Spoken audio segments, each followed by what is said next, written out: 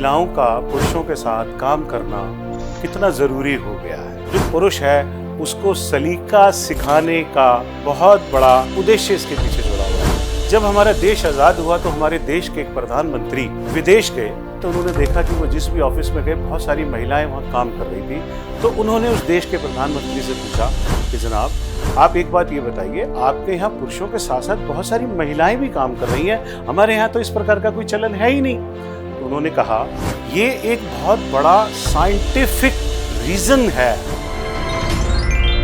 आज के आधुनिक युग में आपने देखा होगा कि महिलाओं का पुरुषों के साथ काम करना कितना ज़रूरी हो गया है।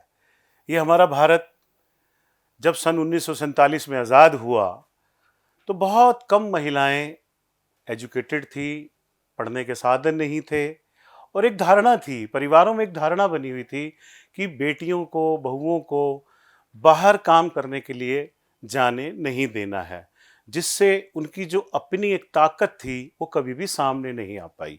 तो मैं किस्सा आपको एक बार का बताता हूँ। जब हमारा देश आज़ाद हुआ तो हमारे देश के एक प्रधानमंत्री विदेश गए।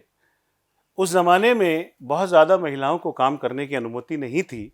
तो जब वो विदेश गए तो उन्होंने देखा कि वो जिस भी ऑफिस में गए बहुत सारी महिलाएं वहाँ काम कर रही थी।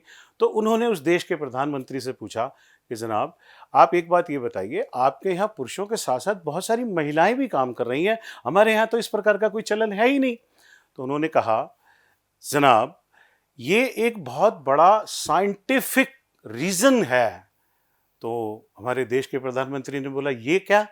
उन्होंने बताया कि जब ऑफिस में महिलाएं कंधे से कंधा मिलाकर काम करती हैं, एक तो एजुकेशन लेवल, जो शिक्षा का स्तर है, दिखता है कि हमारी समानता जो है वो बराबर है।